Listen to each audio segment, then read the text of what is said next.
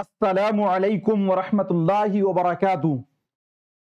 साथियों, मैं निशात अहमद आप तमाम साथियों का बहुत बहुत इस्तकबाल करता हूं, खैर मकदम करता हूं, वेलकम करता हूं आपके अपने ही यूट्यूब चैनल जीएस ऑनलाइन पर। आज आप लोगों का एक बहुत ही अहम और महत्वपूर्ण क्लास है। आज के इस क्लास के अंदर हम हिंदी शिक्षण शास्त्र और व्याकरण और प्रैक्टिस सेट और जितने भी अहम अहम पॉइंट्स होंगे जो कि सीटीईटी में पूछे जा रहे हैं या पूछे जाने का संभावना है, उन तमाम को डिटेल में शॉर्ट फॉर्मेट में और प्रैक्टिस सेट के द्वारा करने की कोशिश करूंगा।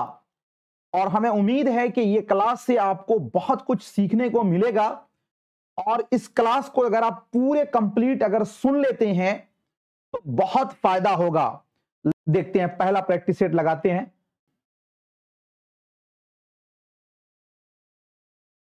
पहला क्वेश्चन आपके स्क्रीन पर है। कहा यह जा रहा है कि निम्नलिखित में से किस कार्य के लिए शब्दकोश से सहायता नहीं मिलेगी। मतलब कौन से काम के लिए आपको डिक्शनरी से सहायता नहीं मिलेगी, जिस काम के लिए आप डिक्शनरी से साथियों हेल्प नहीं ले सकते हैं। उच्चारण में सुधार, बी में कहा गया शब्द संपदा में सुधार, सी में कहा गया वर्तनी में सुधार और डी में कहा गया लिखावट में सुधार। देखिए, पहले समझिएगा, उच्चारण का मतलब हुआ कि आप किसी शब्द को 100 बोल रहे हैं या फिर 100 बोल रहे हैं। दोनों का अगर अंतर देखना होगा तो डिक्शनरी देखिएगा, तो बिल्कुल सही है कि उच्चारण में आपका सुधार मिलेगा, डिक्शनरी से आपको मदद मिलेगी। शब्द संपदा में सुधार, आपका जब सुधार होगा तो शब्द में भंडार बढ़ेगा, यह बात बिल्कुल सही है। वर्तनी में सुधार स्पेलिंग में होगा, लेकिन लिखावट में सुधार आपको डिक्शनरी से नहीं होगा। लिखावट में सुधार लिखने से होता है, तो जो नहीं है उसको बताना है, तो ऑप्शन नंबर डी आपका क्या होगा, राइट हो जाएगा। ठीक है, चलिए अगला क्वेश्चन देखते हैं। समग्र भौतिक प्रतिक्रिया विधि में, यानी जिसको हम लोग पढ़े थे टीपीआर यानी टोटल फिजिकल रिस्पांस विधि में, अवबोधन विषय का आधार है। क्या है अवबोधन विषय का आधार? श्रवण है, पठन है, वाचन है, लेखन है। एक बात समझिएगा, जेम्स अहर ने दिया था इसको, समग्र भौतिक प्रतिक्रिया विधि को प्रतिपादित किसने किया था? जेम्स अहर ने। और एक बात यह याद रखिए, इसमें क्या होता है कि टीचर बोलता है और अपने क्रियाकलाप से साथियों संबंध जोड़ता है, दोनों में संबंध स्थापित करता है। तब जैसे मछली जल की रानी है, जीवन उसका पानी है, हाथ लगाओ डर जाएगी, जी हाथ लगाओ मर जाएगी, बाहर निकालो, ये हाथ लगाओ डर जाएगी, बाहर निकालो मर जाएगी। तो जो क्रियाकलाप के द्वारा पढ़ाया जाता है उसको बोलते हैं टीपीआर यानी समग्र भौतिक प्रतिक्रिया यानी टोटल फिजिकल रिस्पॉन्स। इसके अंदर साथियों कहा जा रहा है कि विषय का आधार क्या है। एक बच्चा कैसे सुनता है? टीचर एक उसको निर्देश देता है और टीचर के निर्देश के अनुसार बच्चे भी साथियों भौतिक प्रतिक्रिया से यानी फिजिकल रिस्पॉन्स से वो पढ़ाई को आगे बढ़ाता है। तो बच्चे का जो विकास मतलब टीपीआर वो करता है, वो सुनकर करता है। तो साथियों इसीलिए अवबोधन विषय का आधार क्या होगा? श्रवण होगा यानी सुनना होगा। तो ऑप्शन नंबर ए आपका क्या होगा, राइट हो जाएगा। ठीक है, अब देखिए इसका 2 का कोई डी दे रहा है भाई। अरे डी क्यों दे रहे हैं? इसका मतलब आपने नहीं समझा। जैसे मान लीजिए कि कोई भी नाटक, कोई कविता, कोई होता है, तो उसके अंदर आप कैसे करते हो? उसको सुनकर नहीं करते हैं। तो कोई भी अवबोधन का आधार है तो वो साथियों सुनना है। ऑप्शन नंबर ए आपका राइट होगा। अगला क्वेश्चन देखते हैं कि जब विद्यार्थी आनंद के लिए पढ़ते हैं, इसका तात्पर्य है वे डॉट डॉट में संलग्न है। मजा लेने के लिए पढ़ते हैं तो आप किस में संलग्न है? सरसरी दृष्टि से पठन, मतलब सरसरी से पढ़ रहे हैं, बारीकी से पठन, गहनता के साथ पठन, या फिर आप विस्तार से पठन। आनंद के लिए कोई विद्यार्थी पढ़ता है तो साथियों वो किसमें लिप्त है? जी बताइए आप लोग क्या होगा राइट आंसर। बहुत ही अच्छा। एक बार जिन लोगों ने भी वीडियो को लाइक नहीं किया लाइक कर दीजिएगा। 3 नंबर क्वेश्चन का बताइए। देखिए साथियों, आनंद से पढ़ना यानी कि वो विस्तार से पढ़ रहा, मजा ले लेकर पढ़ रहा। जैसे अभी हम लोग पढ़ रहे हैं, मजा लेकर पढ़ रहे हैं, तो ये आपका होगा विस्तार से पठन। ऑप्शन नंबर आपका क्या होगा? डी जो है वो राइट हो जाएगा। अगला क्वेश्चन है आपके स्क्रीन पर साथियों क्या ये चौथा नंबर क्वेश्चन है कि भाषा संकेत परिवर्तन और भाषा संकेत मिश्रण बहुधा डॉट डॉट देखे जाते हैं। भाषा संकेत परिवर्तन मतलब भाषा में आपका परिवर्तन होना, भाषा संकेत मिश्रण मतलब भाषा में आप दूसरे शब्दों को भी मिक्स करते हैं, बहुधा का मतलब हुआ हमेशा। हमेशा क्या देखे जाते हैं जी, एकल भाषी बच्चों में जो बच्चा केवल एक और एक भाषा बोलेगा तो वो तो साथियों भाषा में परिवर्तन कर नहीं सकता, ये आपका कट जाएगा। द्विभाषी बच्चे में बिल्कुल सही लग रहा है। पठन वैकल्य ग्रस्त बच्चे में, जिस बच्चे को पढ़ने में विकार है उसमें साथियों भाषा संकेत भाषा मिश्रण तो होगा नहीं, ये कट जाएगा जी। गणन वैकल्य ग्रस्त बच्चों में, जिस बच्चे को गिनती में साथियों दिक्कत है वो तो आपका कट जाएगा, ये आपका कहलाएगा द्विभाषी बच्चे में। अगर द्वि के जगह बहुभाषी भी होता तो वो राइट आपका आंसर होता। तो भाषा संकेत परिवर्तन और भाषा संकेत मिश्रण बहुधा यानी हमेशा इसमें द्विभाषी बच्चे में देखा जाता है। जो दो भाषा जानता है वही साथियों भाषा में परिवर्तन करता है और वही भाषा में क्या करता है, संकेत करता है, ये मिश्रण करता है। ऑप्शन नंबर बी आपका क्या होगा, राइट हो जाएगा। चलिए अगला क्वेश्चन देखते हैं। अरे इसको तो आप छोड़िएगा नहीं इस क्वेश्चन को तो छोड़िएगा नहीं। भाषा की आधारभूत संरचनात्मक डॉट डॉट इकाई है स्वनिम, आकृति यानी मॉर्फिन, लेखाचित्र और भाषा विषयक।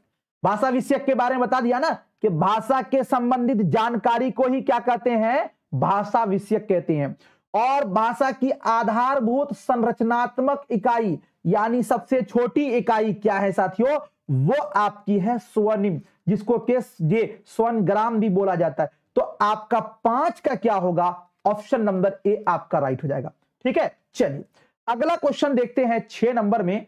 6 नंबर क्वेश्चन कहा जा रहा है कि आपको के बहुविकल्पी प्रश्न वाले, बहुविकल्पी यानी एमसीक्यू, बहुविकल्पी प्रश्न क्लोज परीक्षण यानी खाली जगहों को भरना, निम्नलिखित का मिलान करो आदि प्रश्नों के उन प्रकारों का उदाहरण है जिन्हें हम बहुधा डॉट डॉट परीक्षणों में देखते हैं। यानी आपको कहा गया बहुविकल्पी यानी एमसीक्यू या फिर क्लोज परीक्षण खाली जगहों को भरना या निम्नलिखित का मिलान करना एबीसी, ये किसके अंतर्गत आता है, वस्तुनिष्ठ प्रश्न में आता है, पत्र लेखन में आता है, मौखिक में आता है, निबंध में आता है।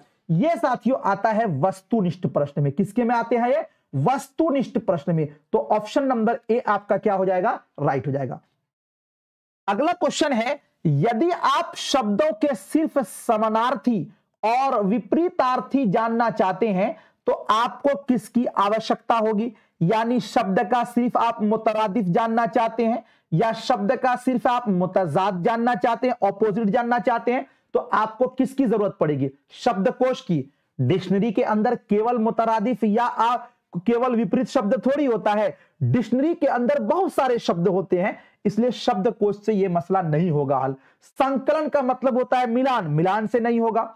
शब्द समूह का सूची कोश या उच्चारण निर्देश, उच्चारण तो साथियों आप किसी का भी कर सकते हैं, लेकिन शब्द समूह चूंकि आपको समानार्थी और विपरीतार्थी का एक लिस्ट बनाना होगा तो इसीलिए यह शब्द समूह का जी सूची कोश चाहिए आपको, जिसके अंदर शब्द समूह को अलग अलग साथियों इसमें सूची में बनाया गया हो। तो इससे आपकी आवश्यकता पूरी होगी। आपका ऑप्शन नंबर सी क्या हो जाएगा, राइट हो जाएगा। चलिए अगला क्वेश्चन देखते हैं। अगला क्वेश्चन आपके स्क्रीन पर है कि वर्ग शब्द पहेलियों के भाषा खेल विद्यार्थियों को उनकी सुधारने में मदद करता है। समझ रहे हैं क्या बोला जा रहा है कि वर्ग शब्द, वर्ग शब्द का मतलब वर्ग शब्द नहीं बल्कि यह होगा वर्ण शब्द होगा। यह लिखावट में साथियों गलत हो गया है। वर्ण शब्द, वर्ण शब्द या पहेली, पहेली का मतलब जिसको बुझावल नहीं बोलते हैं, तो वर्ण शब्द या पहेली जिसमें हम लोग को मिसिंग वर्ड देते हैं या जानो तो बूझो, इससे आपके किस चीज में सुधार मिलेगी, पठन में या शब्द संपदा में, लेखन में या वाचन में। देखिए वर्ण शब्द पहली से साथियों चूंकि यहां पर वर्ण शब्द लिखा हुआ है तो वर्ण शब्द से आपका क्या होगा, शब्द संपदा यानी डिक्शनरी पावर, यानी साथियों आपका जो जखीरा अल्फाज है इसमें आपको क्या होगी, बढ़ोतरी मिलेगी। इसीलिए आपका क्या हो जाएगा, ऑप्शन नंबर बी जो है वो आपका राइट हो जाएगा 8 नंबर क्वेश्चन का। एक भी क्वेश्चन आपके गलत नहीं होने चाहिए, मैं यही देखना चाहता हूं। पूरा कर लीजिए, 300 क्वेश्चन का सीरीज है, चलेगा 8, 9, 10 बजे तक, कोई दिक्कत की बात नहीं है। चलिए, सुश्री सुधीना कक्षा 1 में भाषा पढ़ाती है, एक अध्यापिका का नाम है। वो अपने विद्यार्थियों को कविता और शिशु गीत पढ़ाना पसंद करती है। शिशु गीत मतलब लोरी पढ़ाना पसंद करती है, जिन्हें विद्यार्थी पहले सुनते हैं फिर दोहराते हैं। विद्यार्थी ने पहले सुना और फिर दोहराया। तो सुश्री सुधीना अपने विद्यार्थियों के डॉट डॉट को पुष्टि कर रही है। भाई साहब, पहले सुना फिर वो उसको दोहरा रहा है, तो फिर सुना अब तब वो उसको क्या कर रहा है, तो फिर उसको वो दोहरा रहा है। लिखा हुआ है यहां पर, फिर उसको क्या कर रहा है, वो दोहरा रहा है। क्या कर रहा है, दोहरा रहा है। तो श्रवण एवं वाचन में, वाचन एवं पठन में, या श्रवण एवं पठन में, पठन एवं लिखन में, बताइए क्या होगा। बहुत ही शानदार तरीके से 9 नंबर का बताइएगा साथियों। चलिए बताइए क्या होगा, 9 नंबर क्वेश्चन का क्या होगा। देखिए, पहले उन्होंने साथियों क्या किया, तो पहले वो देखिए, सुश्री सुधीना कक्षा 1 में भाषा पढ़ाती है। वो अपने विद्यार्थियों को कविता और सुश्री गीत पढ़ाना पसंद करती है, जिन्हें विद्यार्थी पहले सुनते हैं। तो जब पहले सुनेगा तो उसका क्या होगा, श्रवण का विकास होगा। फिर दोहराते हैं, तो दोहराएगा तो वो तो क्या करेगा साथियों, वाचन करेगा। नहीं, दोहराएगा तो वो वाचन करेगा। तो आपका सिंपल सा होगा, श्रवण एवं वाचन को वो पुष्ट कर रही है, यानी उसको मजबूत कर रही है, यानी उसका विकास कर रही है। किसमें, सुनने और वाचन में, यानी बोलने में। तो ऑप्शन नंबर आपका क्या होगा, ए आपका राइट हो जाएगा। देख रहे हैं कितना बारीक बारीक से पकड़ के आप आंसर तक पहुंच जाएंगे। हालांकि ये सारी चीजें आपको पढ़ाई गई है अभी इसी क्लास के अंदर। चलिए अगला क्वेश्चन देखते हैं। जब कोई विद्यार्थी भाषा का प्रयोग अपनी भावनाओं, संवेगों और विचारों को अभिव्यक्त करने के लिए करता है या करती है, वो भाषा डॉट डॉट के प्रकार का प्रयोग कर रही है। मतलब एक विद्यार्थी है, वो अपने भावनाओं को व्यक्त करने के लिए भाषा का प्रयोग कर रही है, तो वो भाषा कैसी भाषा होगी, सूचनात्मक, निर्देशात्मक या व्यंजक, अर्थपूर्ण, विकास मूलक। देखिए, सूचना का तो मतलब यह हुआ कि फला जगह भूकंप आ गया, ये आपको सूचना दे रहे हैं। वो तो अपने भावनाओं को, भाषा का तो मतलब ये होता है कि हम अपने विचार को, अपने भावनाओं को दूसरे तक पहुंचाएं। तो ये तो सूचना नहीं ना दे रही है कि फला जगह फला काम हो रहा, ये तो ये नहीं होगा। निर्देशात्मक का मतलब ये हुआ कि आप लोग खड़े हो जाइए, आप लोग बैठ जाइए, सो जाइए, ऐसा तो ये नहीं कर रही है, ये होगा नहीं। विकास मूलक का मतलब हुआ कि उसका बहुत डेवलप हो गया, उससे तो ये है नहीं, बल्कि साथियों ये एक अर्थपूर्ण। चूंकि भाषा का अर्थ ही होता है कि आप अपने भावनाओं का क्या, आप अपने भावनाओं को साथियों व्यक्त करें, तो इसलिए ये एक अर्थपूर्ण होगा। ऑप्शन नंबर सी आपका क्या हो जाएगा, राइट हो जाएगा। ठीक है ना। चलिए अगला क्वेश्चन देखते हैं। श्री जगबीर, क्या नाम है, श्री जगबीर अपनी कक्षा 2 में श्रुतलेख के प्रयोग से अपनी विद्यार्थियों को डॉट डॉट क्षमता सुधार कर रहे हैं। यानी देखिए श्रुतलेख, तो श्रुतलेख से सबसे पहले आप ये जानिए कि श्रुतलेख कहते किसको हैं। तो श्रुतलेख बोलते हैं इमला को, यानी डिक्टेशन को। डिक्टेशन से साथियों आप क्या होगा, आपका पहले सुनने का विकास होगा, और जब आप सुनेंगे तब आप क्या करेंगे, तब आप लिखेंगे। तो सुनना और लिखने का आपका क्या होगा, विकास होता है। तो श्रुतलेख के प्रयोग से अपनी विद्यार्थियों की कौन सी क्षमता का वो विकास करेगा, लेखन एवं श्रवण, श्रवण एवं लेखन, पठन एवं लेखन, श्रवण एवं पठन। देखिए थोड़ा सा उलटफेर कर दिया गया है। देखिए यहां पर इसमें कहा गया लेखन एवं श्रवण। कोई ऐसा व्यक्ति है जो पहले लिखेगा तब सुनेगा, ये तो कट जाएगा 100%। क्योंकि डिक्टेशन श्रुतलेख जो होता है पहले सुना जाता है फिर लिखा जाता है। तो ये साथियों किसको डेवलप कर रहा है, श्रवण एवं लेखन को। जे ऑप्शन नंबर बी आपका राइट हो जाएगा।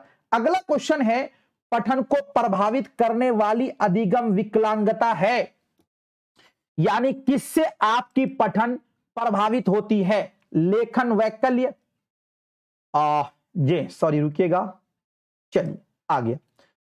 वैकल्य का मतलब होता है विकार। वैकल्य का मतलब क्या होता है, विकार। क्या वैकल्य का मतलब क्या हुआ, विकार।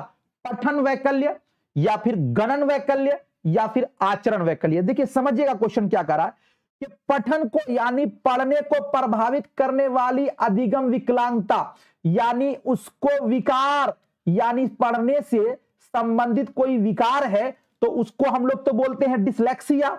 उसी को साथियों क्या बोलेंगे कि पठन को प्रभावित करने वाली अधिगम विकलांगता, यानी वो चीज जो पठन को प्रभावित करता है वो आपका होगा पठन वैकल्य, ऑप्शन नंबर बी। और इसी को क्या बोलते हैं साथियों, डिसलेक्सिया। क्या बोलते हैं, डिसलेक्सिया। और लेखन वैकल्य अगर लिखने में आपको दिक्कत है तो इसको बोलते हैं डिसग्राफिया। और गणन वैकल्य इसको बोलते हैं डिसकैलकुलिया। ठीक है ना, तो आपका क्या होगा, ऑप्शन नंबर बी जो है वो आपका राइट हो जाएगा। अगला क्वेश्चन देखते हैं, 13 नंबर क्वेश्चन है। कहा यह जा रहा है 13 नंबर क्वेश्चन में कि सुश्री परवीन की कक्षा में बहुधा विद्यार्थियों से अपेक्षा की जाती है कि वे उनके पीछे पीछे दोहराएं। सुश्री परवीन ... अनुसरण कर रही। अनुसरण का मतलब होता है नकल करना, या अनुसरण का मतलब होता है ये करवाना। ठीक है ना, अब समझिएगा, बहुधा का मतलब होता है हमेशा। मतलब एक सुश्री नाम की एक अध्यापिका है, वो कक्षा में क्या कर रही है, हमेशा विद्यार्थियों से ये उम्मीद करती, अपेक्षा मतलब उम्मीद करती की जाती है कि वे उनके पीछे पीछे दोहराए, यानी बच्चे जो है उनके पीछे पीछे रिपीट करें, है ना, ये उम्मीद करती है। तो इससे वो क्या कर रही है, रिपीट करना, दोहराना, ये क्या होगा, अपनी कक्षा में पुनरावृत्ति ड्रिल का। पुनरावृत्ति का मतलब होता है चीजों को दोहराना। तो पहले नजर में तो हमें यह बिल्कुल सही लग रहा है कि वो बच्चों को दोहराने की कैपेसिटी का विकास कर रही है। तो यानी ड्रिल का मतलब होता है प्रशिक्षण, यानी वो दोहराव वाले प्रशिक्षण कर रही है।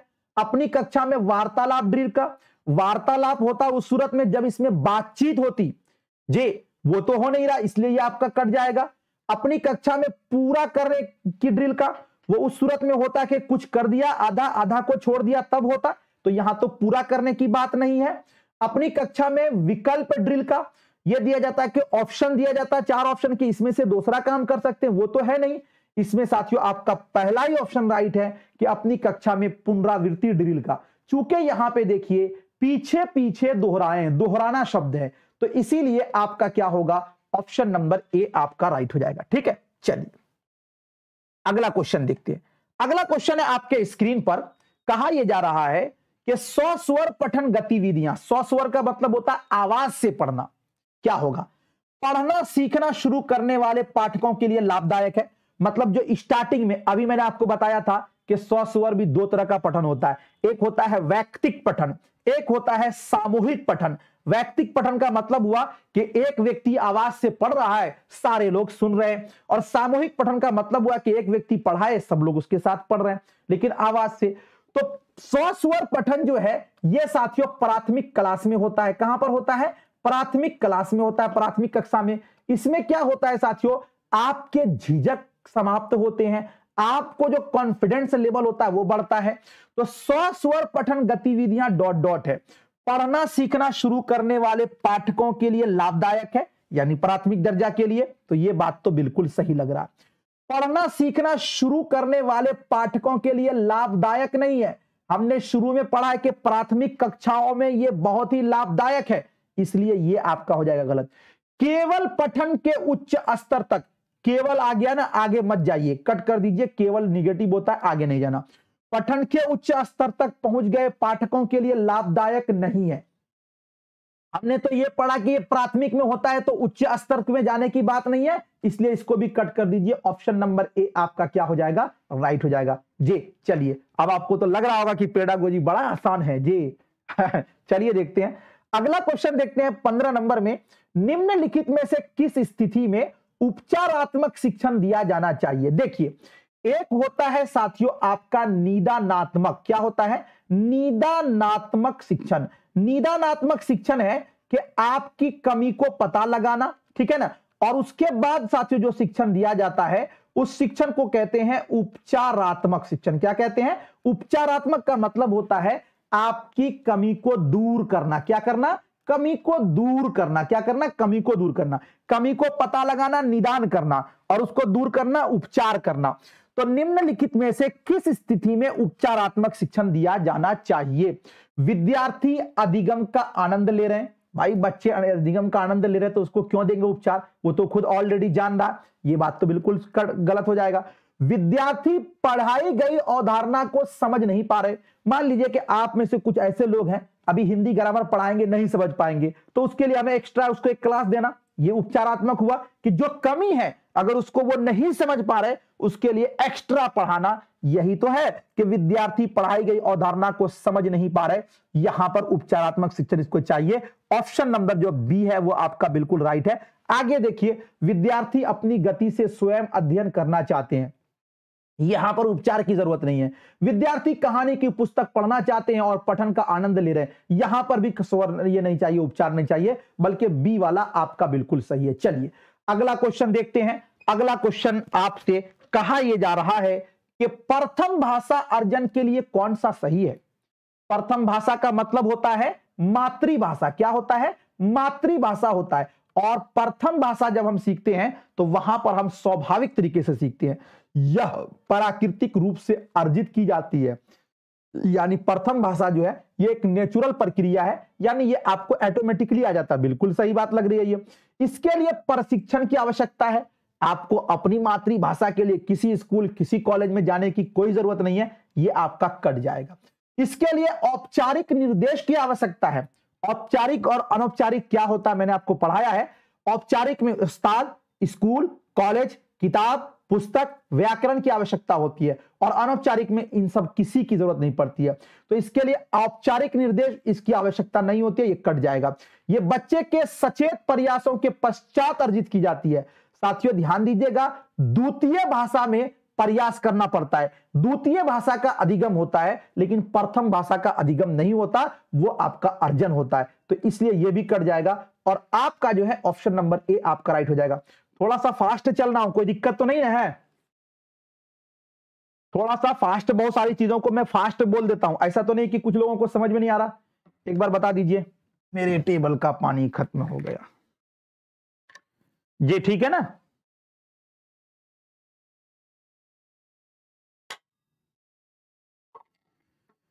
ठीक है ना, कोई दिक्कत तो नहीं है? चलिए आगे चलते हैं। कुछ चीजें जो है ना वो मतलब आ रही हैं पढ़ाई हुई, तो इसलिए चलिए अगला क्वेश्चन देखते हैं। निकटस्थ विकास का क्षेत्र, भाई साहब छोड़िएगा इसको, जेडपीडी जी। निकटस्थ विकास का क्षेत्र शब्दावली किससे संबंधित है? सामाजिक सांस्कृतिक सिद्धांत, संज्ञानात्मक विकास का सिद्धांत, व्यवहारवादी उपागम, मनोविश्लेषणात्मक सिद्धांत है। छोड़िएगा इसको। निकटस्थ विकास का क्षेत्र किससे है? साथियों ले वायुगोस्की ने दिया था कि एक बच्चा किसी के सहायता के बगैर और किसी के सहायता के साथ जो सीखता है, इस दोनों का जो अंतर है वही कहलाता है निकटस्थ विकास का क्षेत्र कहलाता है। तो यह सामाजिक सांस्कृतिक सिद्धांत से संबंधित है जो कि ले वायुगोस्की ने दिया था। ऑप्शन नंबर ए आपका क्या हो जाएगा? राइट हो जाएगा। संज्ञानात्मक विकास का सिद्धांत जीन पियाजे साहब ने दिया था जी, ठीक है ना। और व्यवहारवादी मैंने आपको स्किनर बताया है। मनोविश्लेषणात्मक शास्त्र के बारे में मैंने आपको इसके बारे में बता दिया था आपको। चलिए अगला क्वेश्चन देखते हैं। अगला क्वेश्चन आपके स्क्रीन पर है।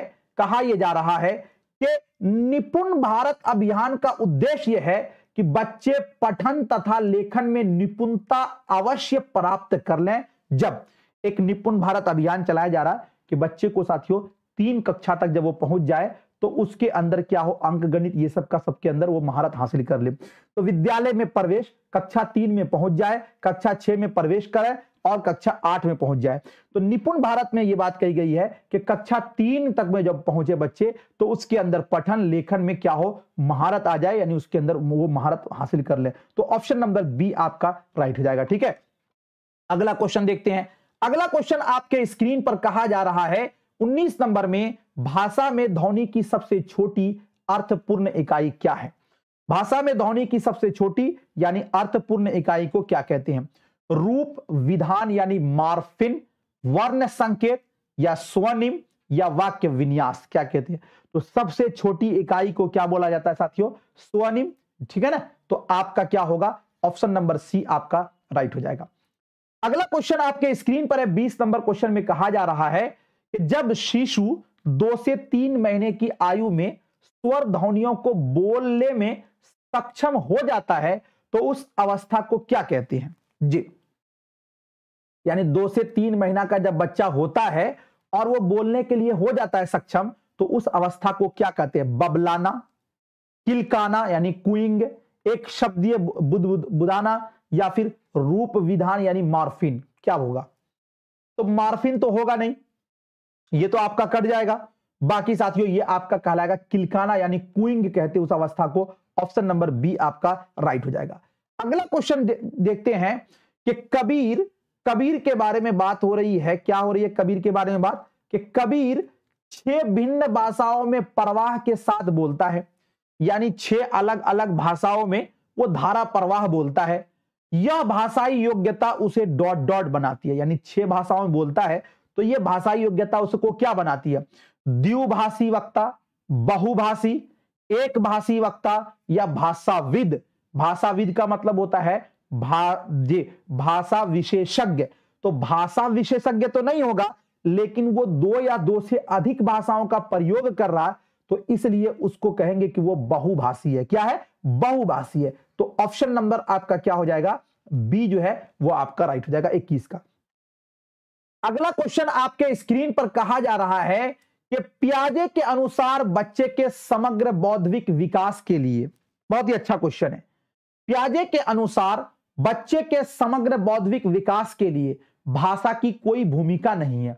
भाषा सबसे महत्वपूर्ण पहलू है, भाषा एकमात्र पहलू है, भाषा विकास का अंग नहीं है। देखिए पियाजे साहब ने तो ये कॉग्निटिव डेवलपमेंट साथियों इसका थ्योरी दिया था, यानी संज्ञानात्मक विकास का, लेकिन उन्होंने कहा था कि मनुष्य का व्यक्तित्व तो सबसे महत्वपूर्ण है, लेकिन साथियों ये माना था कि भाषा सबसे महत्वपूर्ण है। तो इसलिए भाषा सबसे महत्वपूर्ण है, ये आपका राइट होगा और ऑप्शन नंबर जो बी जो है वो आपका बिल्कुल राइट होगा और करेक्ट हो जाएगा। अगला क्वेश्चन देखते हैं। अगला क्वेश्चन है चॉम्स्की की भाषिक शब्दावली सहजता योग्यता को किस रूप में समझा जा सकता है? समझिएगा, भाषिक शब्दावली सहजता किस रूप में आप इसको समझ सकते हैं? भाषा अर्जन उपकरण, सक्रिय अनुकूलन, वास्तविक अधिगम, सामाजिक अधिगम। जी बताइए क्या होगा राइट आंसर 23 नंबर क्वेश्चन का। देखिए समझिएगा, कहा यह जा रहा है कि चॉम्स्की के भाषिक शब्दावली सहजता मतलब के हर बंदे के अंदर भाषा सीखने का एक यंत्र होता है, यंत्रिक होता है, मतलब एक लैड होता है। तो ये साथियों भाषा अर्जन उपकरण के रूप में इसको समझा जा सकता है। इन्होंने ही कहा था। ऑप्शन नंबर ए आपका क्या हो जाएगा? राइट हो जाएगा। अगला क्वेश्चन आपके स्क्रीन पर कहा जा रहा है कि प्रथम भाषा अर्जन क्या है? प्रथम भाषा मीन से होता है आपकी मातृभाषा, और मातृभाषा को अर्जित ही करते हैं। तो ये क्या है? शिक्षार्थी के सचेत प्रयास। भाई प्रयास द्वितीय भाषा में होता है, प्रथम में नहीं होता है, इसलिए ये आपका कट जाएगा। विद्यालय की प्रमुख गतिविधि, विद्यालय आधारित गतिविधि, ये प्रथम भाषा में नहीं होता है, प्रशिक्षण के द्वारा होती है। प्रशिक्षण साथियों ये द्वितीय भाषा में आपको दिया जाता है, न कि प्रथम में। और उसके बाद साथियों आपको कहा जा रहा है प्राकृतिक प्रक्रिया है। तो ये आपका प्राकृतिक प्रक्रिया यानी कि ऑप्शन नंबर डी आपका राइट होगा। एक साथी पूछ रहे हैं कि 22 को फिर से बताइए। ये बिल्कुल सही है कि पियाजे के अनुसार बच्चे के समग्र बौद्धिक विकास के लिए भाषा सबसे महत्वपूर्ण पहलू है, यानी भाषा जे। ठीक है ना, ये आपका सही कर लेंगे इसको, ये बिल्कुल सही है। चलिए अगला क्वेश्चन देखते हैं। ऐसा कक्षा जहां बच्चे अपनी मातृभाषा से शुरुआत करते हैं, किससे? अपनी मातृभाषा से शुरुआत करते हैं, तथा उसके बाद उन्हें अतिरिक्त भाषाओं का शिक्षण दिया जाता है, वो कक्षा क्या कहलाता है? द्विभाषी कक्षा, बुनियादी कक्षा, ये मानवीय उपागम, बहुभाषी कक्षा। देखिए एनसीएफ 2005 ये कहता है कि हमें बच्चे को 1 क्लास से लेकर 8वीं क्लास तक उनकी मातृभाषा में क्या करना है? शिक्षा देना है। और वो कक्षा यानी बच्चे का जैसे जैसे विकास होगा, डेवलप करेगा, उसको साथियों मानक भाषा में हम क्या करेंगे? पढ़ाएंगे। तो वो कक्षा जहां मातृभाषा से शुरुआत हो और उसके बाद साथियों अतिरिक्त यानी द्वितीय भाषा पढ़ाया जाए, वैसे कक्षा को बोला जाता है बहुभाषी कक्षा। ठीक है ना, तो ऑप्शन नंबर डी आपका बिल्कुल राइट हो जाएगा। और ये क्वेश्चन जो है ना, ये क्वेश्चन 25 नंबर हुआ। चलिए अगला क्वेश्चन देखते हैं, 26 नंबर क्वेश्चन, कि किसी एक विचार को औपचारिक तरीके से संप्रेषित किया जाता है। कोई एक विचार है, उसको औपचारिक का मतलब जानते हैं, जैसे मान लीजिए कि साथियों औपचारिक का मतलब ये हुआ कि जैसे हम अभी बोल रहे हैं, एक हम अपने घर में बोलेंगे तो जो अभी की बोली है, जो कक्षा की बोली होती है वो औपचारिक होती है, आप जो घर में बोलते हैं वो अनौपचारिक होती है। ठीक है ना, तो किसी एक विचार को औपचारिक तरीके से संप्रेषित किया जाता है, मतलब उसको हम औपचारिक तरीके से बोलते हैं, फिर उसी विचार को अनौपचारिक तरीके से संप्रेषित किया जाता है। एक भाषिक वक्ता की इस स्थिति को क्या कहेंगे? समाज भाषा विज्ञान, कोड बदलना यानी कोड स्विचिंग, या कोड मिलाना यानी कोड मिक्सिंग, या बोलियां। समझिएगा साथियों, यानी आपको अगर यह बोला गया, क्या बोला गया, आपको यह बोला गया कि हम औपचारिक तरीके से किए, जनाब निशात अहमद साहब वाटर ले आइए। अब मान लीजिए कि आप वाटर नहीं समझे, तो आपको बोला है बाबू पानी ले आओ, तो पहले तो हमने बोला औपचारिक तरीके से, लेकिन उसी को फिर हम बोल रहे हैं अनौपचारिक तरीके से, तो ये होगा साथियों कोड स्विचिंग। क्या होगा? Code switching. ऑप्शन नंबर जो है ये आपका बी जो है वो आपका राइट हो जाएगा। ठीक है ना जी। चलिए अगला क्वेश्चन देखते हैं 27 नंबर में। नोम चॉम्स्की समर्थन करते हैं कि, नोम चॉम्स्की किस बात की समर्थन करते हैं? देखिए चलिए देखते हैं। बच्चे द्रुत गति से भाषा अर्जित करते हैं, मतलब बच्चे बहुत तेजी से भाषा को अर्जित करते हैं यानी सीखते हैं। 27 का आगे है, सभी संस्कृतियों में भाषा अधिगम का प्रतिरूप अधिकांशतः एक जैसा है, मतलब जितने सारे कल्चर हैं उस तमाम के अंदर जो भाषा सीखा जाता है वो अधिकांशतः एक ही जैसा। अभी आपने पढ़ा था ना नोम चॉम्स्की के बारे में, इन्होंने कहा था कि संज्ञा जी विशेषण, क्रिया विशेषण, इसके आधार पर हम भाषा को बांट सकते हैं। ये बात तो बिल्कुल सही लग रही है यहां तक कि सभी संस्कृतियों में यानी सभी कल्चर में भाषा अधिगम का जो प्रतिरूप है वो अधिकांशतः एक। ऐसी बात नहीं है कि इंग्लिश सीखने जाइएगा तो वहां पर आपको डायरेक्ट बुक दे दिया जाएगा, इंग्लिश भी सीखने जाइएगा तो वहां पर पहले आपको अल्फाबेट पढ़ाया जाएगा।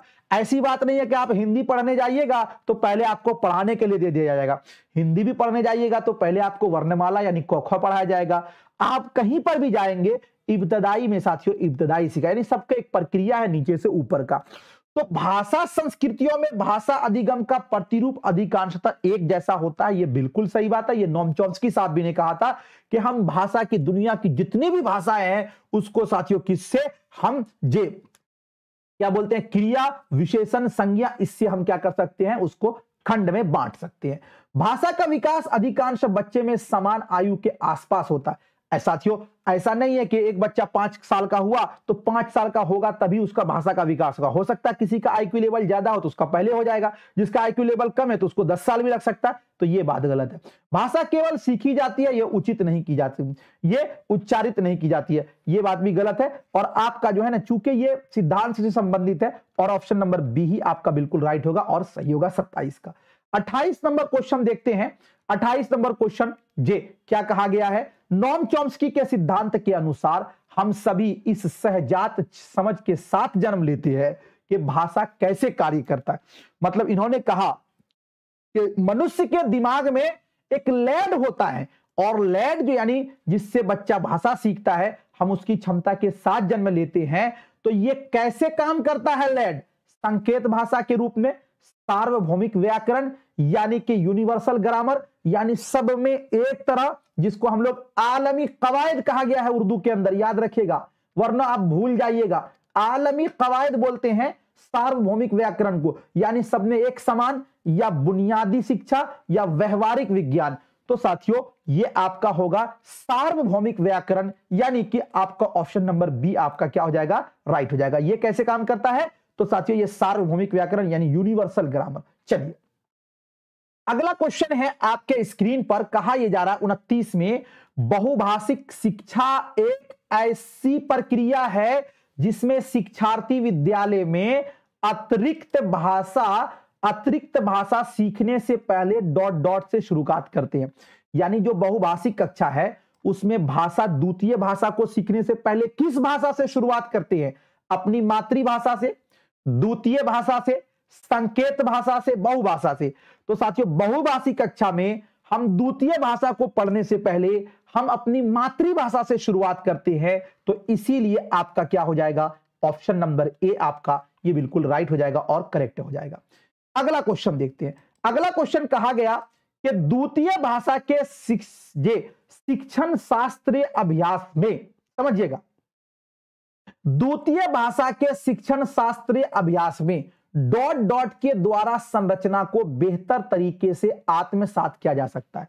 मतलब यह हुआ कि जब हम द्वितीय भाषा को पढ़ रहे हैं तो उसके शिक्षण शास्त्र, मतलब उसका जो पेडागोजी है, उसके अभ्यास में किसके द्वारा से हम बेहतर ढंग से सीख सकते हैं। आत्मसातकरण का मतलब यह हुआ कि हम फर्क कर सकते हैं, बदलाव ला सकते हैं। तो ऑप्शन नंबर ए में कहा गया सामान्यतः प्रयोग होने वाले वाक्य विन्यासों के अभ्यास तथा पुनरावृत्ति, मतलब दोहराव के द्वारा, रोचक विषय सामग्री के साथ अर्थपूर्ण अंतःक्रिया के द्वारा, भाषा के अर्थपूर्ण अंतरण और अवलोकन तथा सहायता देना। समझिएगा साथियों, आप द्वितीय भाषा शिक्षण शास्त्र का अभ्यास और भी बेहतर ढंग से कब सीख सकते हैं? जब वो आपका अंतःक्रिया हो। चूंकि लेवायुगोत्स्की ने यह कहा था कि बच्चे जो है वो सामाजिक अंतःक्रिया से सीखते हैं, तो रोचक विषय सामग्री के साथ अर्थपूर्ण यानी अंतःक्रिया हो। ऑप्शन नंबर बी जो है ये आपका बिल्कुल राइट हो जाएगा 30 नंबर का। ठीक है, तो साथियों आज का ये पूरा क्लास कैसा लगा